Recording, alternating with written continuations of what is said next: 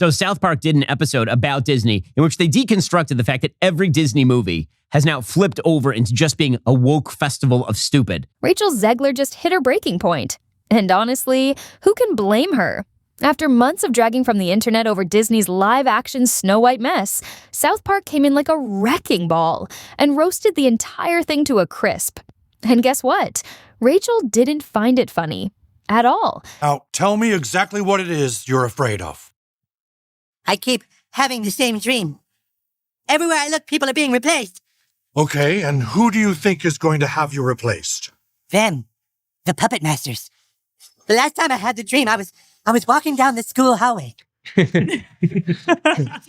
And he's like, "Hey, Eric, you want to see what my mom packed me for lunch?" And that's when I start to notice that something's wrong. Everyone I cared about has been systematically replaced. And finally, I want to scream, and I'm like, why are they replacing every single character with someone who is diverse? But then Kenny's like, it's not our fault, it's because of Kathleen Kennedy. South Park didn't pull any punches and called out Kathleen Kennedy, too. For those who don't know, Kathleen Kennedy serves as the president of Lucasfilm, a subsidiary of the Walt Disney Company. But then Kenny's like, it's not our fault, it's because of Kathleen Kennedy. But then Kathleen Kennedy's just like, make it more lame. And everyone in town is like, no, please, Kathleen Kennedy, stop ruining everything. But Kathleen Kennedy is all like, put another gay diverse woman in it, make it more lame. And the Disney stock just keeps going down and down and down. And then Bob Iger is all like, no, what's going on with that stock? No, Kathleen Kennedy. South Park mocked Disney's woke rebranding, dragged Rachel's viral interviews, and basically turned the Snow White remake into a clown fiesta. Meanwhile, Rachel fired back online like she'd been personally slapped by Mickey Mouse himself. If we're being totally honest, nobody expected South Park to hold back. The show's been taking swings at woke culture like it's in the UFC, and Disney practically walked into the ring wearing a glittery target when they dropped that painfully cringy Snow White remake announcement. And to everyone who hates when I win, the winged victory came to the Louvre in pieces. And people still line up to see her. And I can only hope that despite my flaws, and despite my cracks and my breaks, and there are many of them, that at every premiere and everything I do, people will wait in line to see.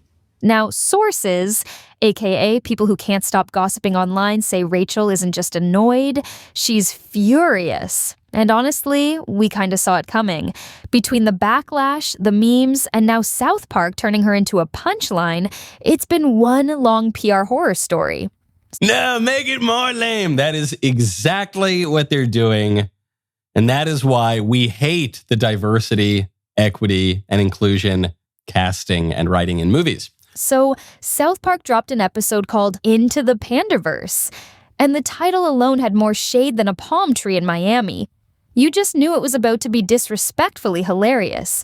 In true South Park fashion, they didn't just push buttons, they smashed the whole damn control panel. They turned Cartman, Stan, Butters, and Kenny into adult women of color. And, oh boy, it was messy in the most glorious way.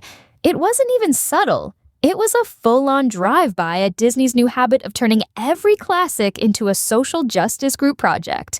What has happened? Kathleen Kennedy is terrible at everything. And she decided that, it'd be a genius move is to take all of Disney's classic IP and replace all the classic characters. Now, before the internet explodes, no, South Park wasn't hating on diversity.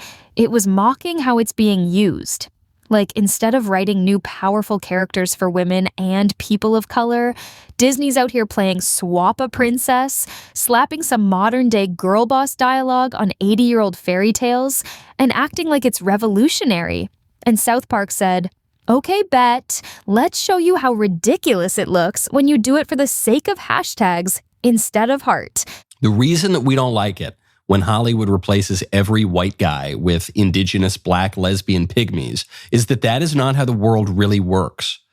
In the real world, not every white man is an idiot or a villain. Most white guys are actually pretty decent fellas. In the real world, not every woman or person of color or other type of self-styled aggrieved minority is perfect. Some of them, believe it or not, actually have complexity of character. It wasn't just a light jab, it was a flamethrower. The whole episode dragged every single thing fans have been ranting about. The unnecessary remakes, the forced moral lessons, and the awkwardness of trying to make every movie feel like a TikTok lecture. Disney wanted to be relatable and progressive. But South Park just exposed them for being out of touch and low-key desperate. Someone check on Mickey. He might need a hug after this one. We know it's a combination of the freakishly looking seven dwarves in this movie and how they are created by CGI in a very odd way. We know that the story is all out of place. It's all agenda driven. It's driven by this ideology, this typical Disney messaging. But all agendas aside, it's just a bad movie. But wait, Rachel Zegler wasn't about to stay quiet during all this. And honestly, maybe she should have. Sis has been out here doing interviews that feel less like promotion and more like a TED Talk on why I low-key hate Snow White. She's called the original story outdated and weird, like she just discovered fairy tales weren't feminist manifestos.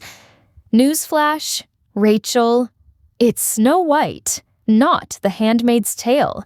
I know that you've told me before that your version of Snow White is different, and it's more of a 2022 version of Snow White. What did you mean by that? I mean, you know, the original cartoon came out in 1937, and very evidently so. There's a big focus on her love story with a guy who literally stalks her. Yeah. Weird. Super weird. So we didn't do that this time. Say, if I'm going to stand there 18 hours in a dress of an iconic Disney princess, I deserve to be paid for every hour that it is streamed online. Oh, is that right? And let's talk about that apple joke. In one interview, she joked that the snacks on set were apple flavored and said it felt like a personal attack. Ma'am, that's the villain's signature fruit, not gluten. Relax. I'm a narcissist. Honestly, fans aren't mad that she's got opinions. They're mad she's treating a beloved classic like it's some dusty relic that needs her to fix it. Instead of honoring the charm and magic that made Snow White iconic, it's like she's trying to rebrand it as Girl Boss in the Woods. No prince, no problem. And while she's busy side-eyeing the OG tale, fans are side-eyeing her right back. They feel like she's not just rewriting Snow White, she's straight up dragging her. And if you're playing the lead in a fairy tale, maybe don't throw shade at the fairy tale. Just a thought. Examples from the Disney panderverse. So you've got black female Colonel Sanders from KFC. Yeah, by the way, like if that actually were reality, that'd be the most racist thing ever. Every time Disney tries to update a classic, they end up stepping into a controversy minefield. Remember the Little Mermaid reboot with Halle Bailey? Yeah, that stirred the internet like a drama smoothie. People were arguing in the comments like their lives depended on it. But here's the thing. The Little Mermaid, despite all the noise, still kept that nostalgic sparkle.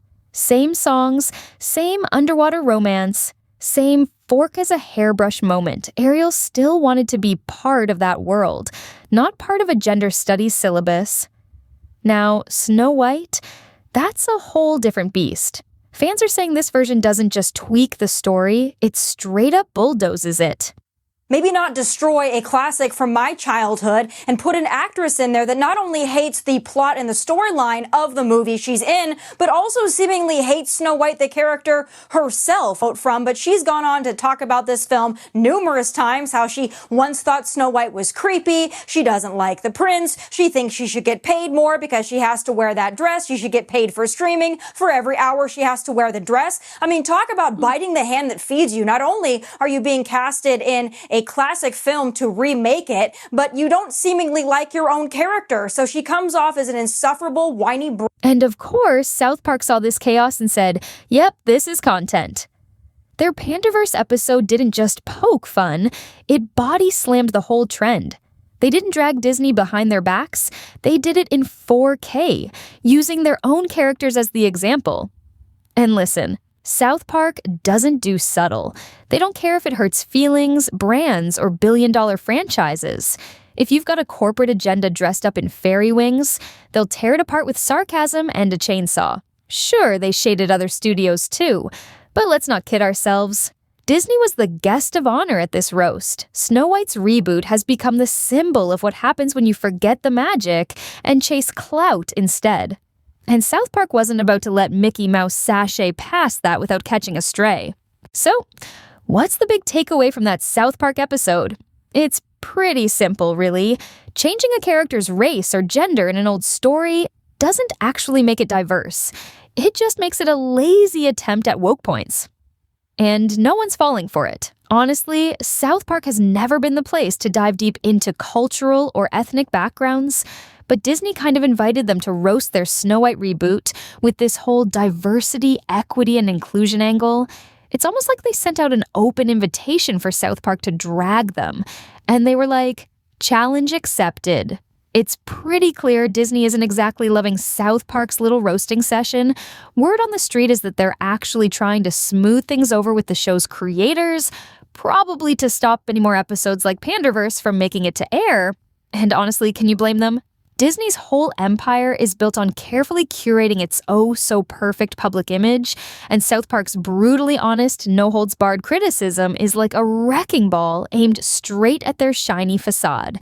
Now, what's your take on all this mess? Drop your thoughts in the comments, and don't forget to hit that subscribe button if you want more piping hot updates on Disney's latest drama.